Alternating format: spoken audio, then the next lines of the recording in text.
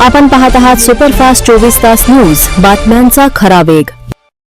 आज जो काही परभणी जिल्हा परिषदेने आदर्श ग्रामपंचायत अधिकारी पुरस्कार वितरण सोहळा हा जो या दिमागात जो ठेवलेला आहे, सर्वप्रथम मी सर्व अधिकाऱ्यांचे मनापासून अभिनंदन करतो, आभार मानतो। इतका मोठ्या प्रमाणात खूप छान असा कार्यक्रम त्यांनी ठेवला।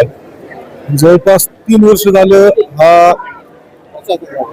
प्रशासक आहे आणि हा कार्यक्रम काही कारणास्तव होऊ शकला नाही आणि आम्ही आमचे भाग्य समजतो की आज हा इतक्या मोठ्या आणि छान कार्यक्रमात आमच्या हाताने पुरस्कार वितरण झाला आणि ज्यांना पुरस्कार भेटला त्या सर्वांना खूप खूप शुभेच्छा देतो आणि खूप चांगलं काम त्यांनी करत राहावं ही आशा व्यक्त करतो।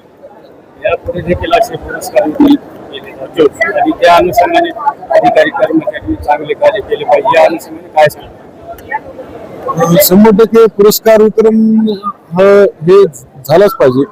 प्रत्येकाला तुम्ही आयुष्यात काम करत असताना की आपण कुठेतरी पात्र आहोत, आपल्याला कुठेतरी आपला पुरस्कार, आपला मान सन्मान हा झाला पाहिजे। तसंच त्याची काम करण्याची जी काही इच्छा आहे ती खूप पुरस्कार ज्याला भेटतं त्याचं आरोग्य पाहायला मिळालं तर त्याची काम करण्याची इच्छा खूप जास्त चांगल्या प्रकारे होते आणि तो दिवसपूर्ण काम करतो। आणि पुरस्कार वितरण कोणीही क्षेत्रात का असना, पुरस्कार हा कार्यक्रम झालाच पाहिजे असं माझं मत आहे। आणि परभणी जिल्हा परिषदे अंतर्गत तुम्हाला आणखी एक सांगतो की असाच मी माझ्या सर्व अधिकाऱ्यांना एक सूचना करेल, विनंती करेल की असेच कार्यक्रम आपण 100% भरवत जावं, ज्या त्या वेगवेगळ्या क्षेत्रातील लोकांचा मान सन्मान, त्यांना पुरस्कार हा मिळालाच पाहिजे। त्यांचा अधिकार सर्व पुरस्कार प्राप्तांना शुभेच्छा।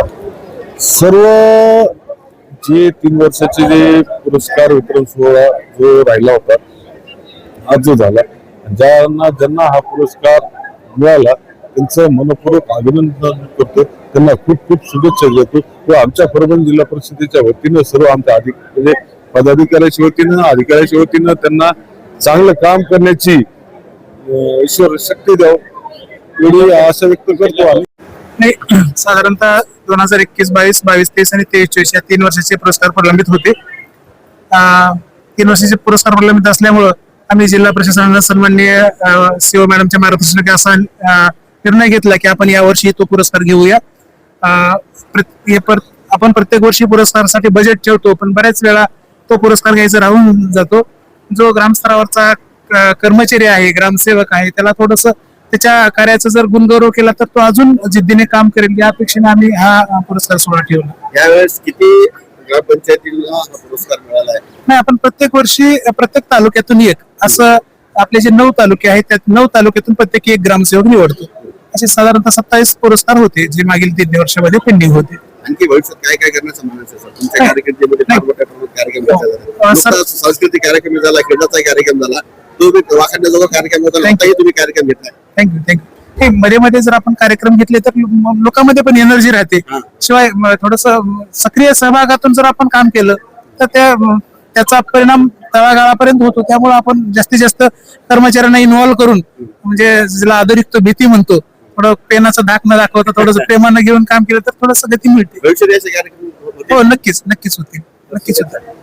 थँक्यू। सर्वांना शुभेच्छा। पुरस्कार प्राप्त सर्व पुरस्कार प्राप्त सर्व आमचे ग्रामपंचायत अधिकारी सर्वांचं मी अभिनंदन करतो।